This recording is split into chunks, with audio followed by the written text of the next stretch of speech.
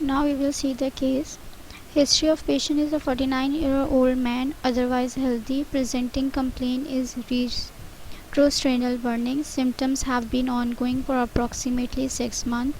At onset, retrosternal burning was occurring 1 to 2 times per week, mainly after meals. Symptoms do not worsen with activity or inspiration, but often worse when bending over or reclining.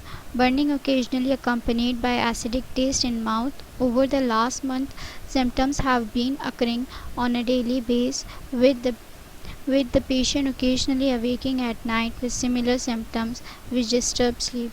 Patient has never seen a physician for similar symptoms or used prescription medication. Patient does not report any dysphagia, nausea, vomiting, other abdominal pain, change in bowel habit, melena, bright red blood with stooling or weight loss, non-smoker, low alcohol consumption, average 2 beers per week. ठीक है, जो alarming features होते हैं peptic ulcer के, ये सारे जो है पेशेंट ने रिपोर्ट नहीं किए हैं, ये सिम्टम्स पेशेंट को नहीं आ रहे हैं. ठीक है, कौन कौन से हैं? Dysphagia, nausea, vomiting, abdominal pain, bowel habits, melena, bright blood with stooling और वेट लॉस. ये जो अलार्मिंग फीचर्स थे ये पेशेंट को शो नहीं हो रहे हैं. Now let's see the physical findings. अच्छा, current medication including over the counter herbal medication none. कोई भी करंट मेडिकेशन नहीं है, ना ही ओवर द काउंटर और हर्बल मेडिसिन भी नहीं. Physical examination, patient appears generally well nourished. BP 132/70, pulse 84, afebrile, current weight 102, height 178, no conjunctival pallor, no scleral icterus, oral cavity normal, dentation safe for central obesity, reminder of physical exam with normal limits. Now let's see the questions. Which investigation would you order at this time? What would you use for initial management, and if you do initiate therapy with proton pump inhibitors? First question is, which investigation would you order at this time? अगर हम case को दोबारा देखें, patient की history देखें, तो patient ने ये बताया था कि एसिडिक टेस्ट इन माउथ आ रहा है ओवर द लास्ट मंथ, और जो है awakening at night with similar symptoms which disturb his sleep. इस चीज़ से पता चल रहा है कि पेशेंट को जो है जर्ड हो सकता है, गैस्ट्रोइसोफेगियल रिफ्लक्स डिजीज़ है. और जो है हम इसके एंडोस्कोपी या अदर फाइंडिंग्स पे इसलिए नहीं जाएंगे क्योंकि कोई अलार्मिंग फ़ीचर्स नहीं है. अगर अलार्मिंग फ़ीचर्स होते तो फिर जैसे वेट लॉस, क्योंकि पेशेंट ने यहाँ पे क्लियरली बताया अलार्मिंग फ़ीचर्स नहीं है, डिस्फेजिया है, वेट लॉस है, एब्डोमिनल पेन है, नोजिया. ठीक है, अगर ये सब सिम्टम्स पेशेंट को सिम्टम्स होते तो हम इसके लेबॉर्ट्री इन्वेस्टिगेशंस पे जाते हैं, लेकिन ये सिम्टम्स नहीं है तो it is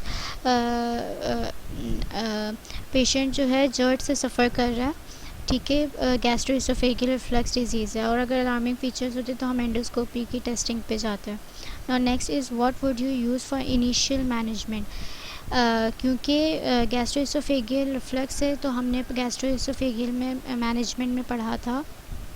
let's move again. Gastro-oesophageal में कि एंडोस्कोपी में एसोफेजाइटिस पेशेंट को हो गया तो हम क्या देंगे? Full dose proton pump inhibitors देंगे for 1 to 2 months.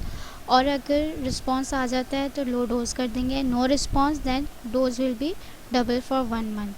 And response positive then low dose treatment. If no response तो फिर हम H2 रिसेप्टर एंटागोनिस्ट पे जाएंगे. अब प्रोटॉन पम्प इनहिबिटर्स में हमारे पास ओमिप्राजोल है, लेंसोप्राजोल है, इसोमिप्राजोल है, डेक्सलेंसोप्राजोल है. मल्टीपल PPIs हैं, हम कोई भी एक को चूज़ कर सकते हैं क्योंकि सब PPIs के सिमिलर साइड इफ़ेक्ट्स हैं. और अगर रिस्पांस नहीं आता है तो हम उस डोज को डबल कर देंगे, और अगर आता है तो लो डोज ट्रीटमेंट पे चले जाएंगे आफ्टर अ मंथ. और अगर डबल डोज PPI से भी हमें कोई रिस्पांस नहीं मिल रहा है तो हम H2 रिसेप्टर पे चले जाएंगे, जैसे कि ranitidine. Next question is, if you do initiate therapy with a proton pump inhibitor. अच्छा, इनिशियल थेरेपी मैनेजमेंट देख लिया हमने कि प्रोटॉन पम्प इनहिबिटर की फुल डोज थेरेपी करेंगे. रिस्पांस नहीं आएगा तो डबल डोज कर देंगे प्रोटॉन पम्प इनहिबिटर्स की. प्रोटॉन पम्प इनहिबिटर्स की से भी नहीं होगा then we will move towards the H2 receptor ranitidine पे। अच्छा, जो इनिशिएट हम थेरेपी कर रहे हैं प्रोटॉन पम्प इनहिबिटर से, तो इसके अंदर ये भी हो गया कि हम कौन सी थेरेपी यूज़ करेंगे प्रोटॉन पम्प इनहिबिटर की, क्योंकि मल्टीपल है, डेक्सा है, लेंसा है, ओमिप्राजोल है।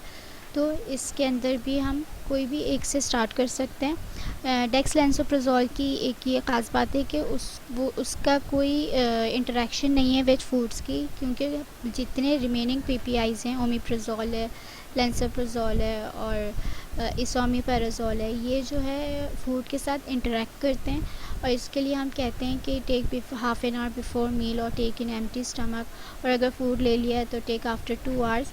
तो लेकिन जो डेक्सलेंसोप्राजोल है इसका कोई इंटरेक्शन नहीं है फूड से, तो कोई भी हम प्रोटॉन पम्प इनहिबिटर प्रिस्क्राइब कर सकते हैं। और जो है क्योंकि सब प्रोटॉन पम्प इनहिबिटर्स के सेम साइड इफ़ेक्ट्स हैं।